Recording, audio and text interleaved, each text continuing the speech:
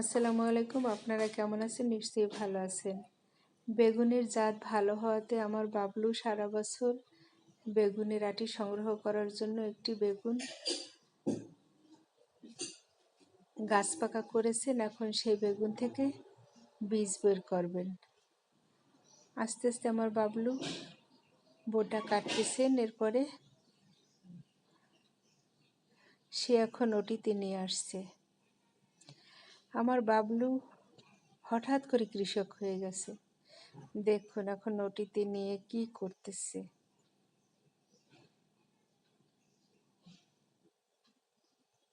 কত সুন্দর বেগুনের জাতটা। এই বেগুনটা খেতে ভীষণ টেস্টি। এর কারণে আমার বাবলু এই বেগুনটা বীজ হিসেবে রেখে দিয়েছিল। কি সুন্দর কালার এবং আটিগুলো সত্যি সত্যি একদম পেকে গেছে।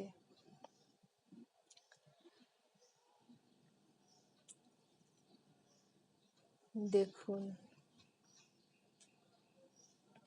কি সুন্দর কৌশলে আটিগুলো বের করতেছে।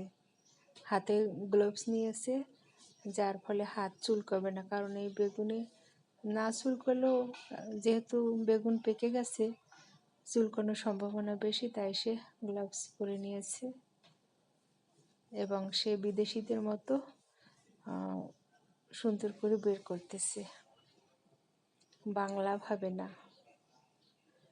আমি হলে তো একদম গ্লাভস ছাড়াই বের করে ফেলতাম, এতক্ষণে আমার হয়ে যেত। আমি যে তাড়াহুড়ো করি। বাবলু বাগানে গেলে ভয় পায়, একদম দামাল ছেলের মতো দৌড়াদৌড়ি করি এখনো।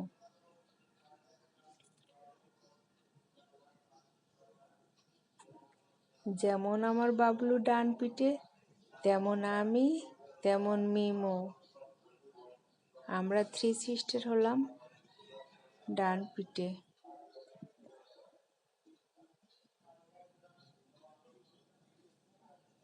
আম্মুর কাছে থাকি, তাই তো অনেক আদরে আছি, ভালো আছি, সুস্থ আছি। আমার বাবলু আম্মুর জন্য ছাদ বাগান করে, আর আম্মু তো বেগুন খেতে পারবে, এজন্য সে সারা বছরের জন্য আটি সংগ্রহ করতেছে, জানো সে যখনই চাইবে তখনই বীজ রোপণ করে গাছ বানাতে পারবেন। মূলত আমি এই বেগুনটা গোল গোল চাকচাক করে ভাজি করি, ভাতের সাথে, পোলাওয়ের সাথে, খিচুড়ির সাথে খুব ভালো যায়। প্রথম যেদিন এই বেগুনটা খেয়েছি তখন খেয়ে মুগ্ধ হয়ে গেছি যে এত ভালো বেগুন কি করে বাবলু এই চারা গাছ সংগ্রহ করেছে। অবশ্য সে লোকাল মার্কেট থেকে এই গাছের চারাগুলি সংগ্রহ করে। বাজারের দিন সে অস্থির হয়ে যায়, সে আর বাসায় থাকতে পারে না। কখন যাবে একটু বাজারে, 2-1টা গাছ কিনবে, কত বাহানা, অনেক বাহানা খোঁজে যে কিভাবে যায়। কারণ তাকে তো আমরা বাইরে যেতে দেইনি একা, সাথে 2জন, আম্মু যায় কিংবা আমি যাই, কিংবা মিমু আসলে মিমু যায়, রিমন যায়। আর আব্বু থাকলে তো কোনো কথাই নেই। সোনা আব্বুর সাথে সারা শহর টই টই করে ঘুরে বেড়াবে। স্বামীও একদিন গিয়েছিল, সেও বেশ ভালো পারফরমেন্স দেখাইছে। সত্যি সত্যি আমার বাবলু কৃষক হয়ে গেল।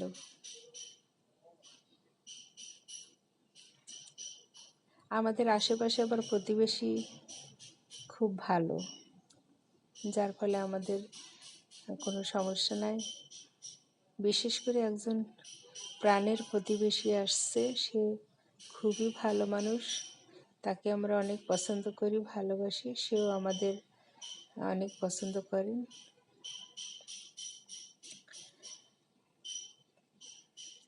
কি সুন্দর নিখুঁত হাতে আমার বাবলু বীজগুলো বের করতেছে। মনে হয় হাজার হাজার না, কোটি কোটি বীজ হবে একটা বেগুনে। বেগুন চারার ব্যবসা করলে আমার মনে হয় কোটিপতি হওয়া যাবে। এত বীজ, আর এত ভালো বেগুনের চারা করলে তো অনেকেই কিনবে। বাজার থেকে বেগুনের চারা কিনলে ভরসা পাওয়া যায় না, সেগুলো ভালো হয় না মন্দ হয়।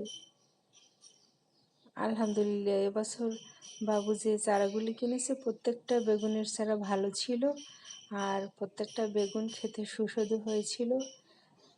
আর আমি তো বেগুনের বিভিন্ন ধরনের রেসিপি করি, ভর্তা করি, ভর্তা, ভাজি, রান্না, ঝোল, যত রেসিপি জানি সব করি। গত বছর আমার বাবলুর ছাদ বাগানে প্রচুর বেগুন হয়েছিল, কিন্তু সেই বছর আবার বেগুনের দাম এত কম ছিল, কেউ নিত না, আত্মীয় স্বজনও নিত না।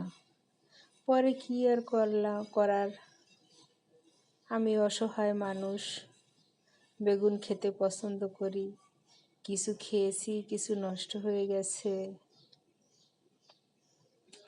আমি হয়েছি বেগুনখোর, বেগুন খেতে এত পছন্দ করি, বেগুন ভাজি, ভর্তা, ঝোল, যত ধরনের আছে তত ধরনের বেগুন আমি রান্না খেতে পারবো। দেখুন কত সুন্দর আটিগুলো বের হয়ে আসছে। আর আমার বাবলু যখন কাজ করে তখন ও এত মনোযোগ দিয়ে কাজ করে যে ওই কাজের ভিতরে সে ডুবে যায়। আর আমি হচ্ছি ডান পিঠে, এখানে যাই ওখানে যাই, এটা ফালাই ওটা ফালাই। আমার বাবলু তো ছাদে গেলে অনেক অনেক ভয়ে থাকে কোনটা ভাঙি না কি করি। এই বেগুনের আটি দিয়ে আমার বাবলু সারা বছর আল্লাহর রহমতে চারা করতে পারবে। আপনারা সবাই বাবলুর জন্য দোয়া করবেন। আল্লাহ হাফেজ।